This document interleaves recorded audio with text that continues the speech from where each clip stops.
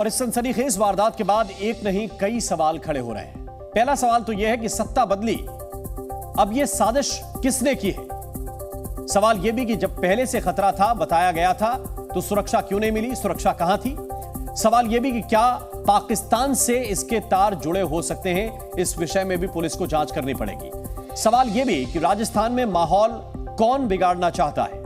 बेलगाम अपराधियों से अब नई सरकार किस तरह से निपटेगी? ये चुनौती नई सरकार के बनने से पहले, गठन से पहले ही सामने खड़ी हो गई है। सबसे बड़ी बात यह है कि अपराधियों ने जानबूझकर ऐसा समय चुना है जब राज्य में चुनाव के बाद माहौल शांत है और राज्य में सरकार कांग्रेस से बीजेपी के हाथों में सौंपी जानी है।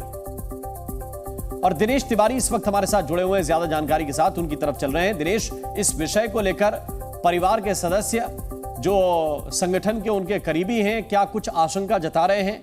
कौन लोग ये हो सकते हैं जो बिल्कुल उनके खास बन के बगल में बैठते हैं सोफे पर और अंधाधुंध फायरिंग करते हैं? हाँ बिल्कुल, देखिए राम, ये एक वेल प्लान मर्डर है। जिस तरह रोहित गोदारा ने राजू रेड जो कि सीकर के गैंगस्टर थे उनको टारगेट किया था, कुछ इसी तरह का प्लान करके इसको गोगा मेडी को टारगेट किया गया है आज। और कुछ लोग, एक कपड़ा व्यापारी जो कि आरोपी, उनके साथ उसकी मौत भी हो गई।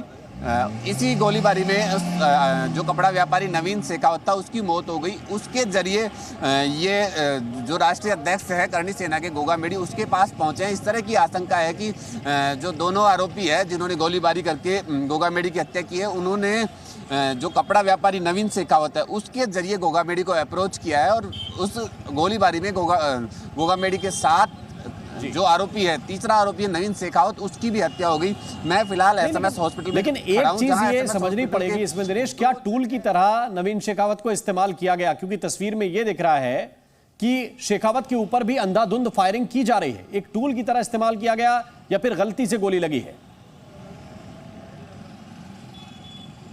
देखिए, जो वीडियो जो निकल कर आया है, जो सीसीटीवी फुटेज है, जो गोलीबारी का फुटेज है, वो महज 18 सेकंड में 17 राउंड की गोलीबारी उसमें साफ स्पष्ट दिखाई दे रही है। दोनों आरोपी अंधाधुंध फायरिंग करते हैं और उस फायरिंग में वो तकरीबन 8 राउंड गोगा मेडी के ऊपर फायरिंग करते हैं, तो तकरीबन 6 से 7 राउंड वो अलग अलग लोगों पर करते हैं। जिसमें जो नवीन शेखावत जो उनका सहयोगी बनकर वहाँ गया था, उस पर भी वो सीधा टारगेट कर रहे हैं, उस पर भी वो गोलीबारी कर रहे हैं। तो कहीं ना कहीं ये स्पष्ट हो जाता है कि उसका वो टूल के रूप में उन्होंने उपयोग किया है और उस उपयोग के बाद वो उस सबूत को वहीं खत्म करना चाह रहे हैं। इसीलिए उन्होंने नवीन शेखावत पर भी वहां ताबड़तोड़ गोलियां बरसाई है। और उसका परिणाम है कि आज ये मेरे सामने, मैं सहयोगी से कहूँगा एक बार की बिल्डिंग की झलकियाँ दिखाई। ये वो बिल्डिंग है जिसमें नवीन शेखावत का शव रखा हुआ है। एसएमएस हॉस्पिटल की मॉर्चरी है जिसमें नवीन शेखावत का शव रखा हुआ है। और इन दोनों की हत्या के बाद जब वो घर से निकलकर भागते हैं, तो घर से निकलकर भागने के लिए वो पहले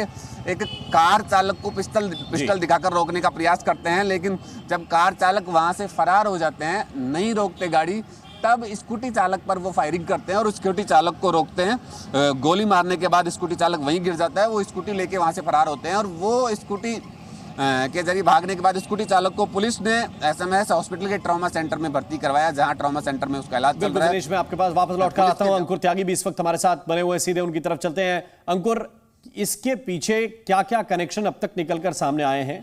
और ये कहा जा रहा था कि जयपुर पुलिस बड़ी एक्टिव पुलिस है, बहुत तेजी के साथ नाकेबंदी की गई है, क्या अब तक कोई सफलता मिली है? देखिए, अभी तक तो कोई सफलता मिलती हुई नजर नहीं आ रही है। कम से कम हम मीडिया के पास तो उसके बारे में वेयर अबाउट्स बिल्कुल पता नहीं है। हो सकता है एजेंसीज लगी हों, स्टेट इंटेलिजेंस एजेंसी अपनी जो लोकल पुलिस के साथ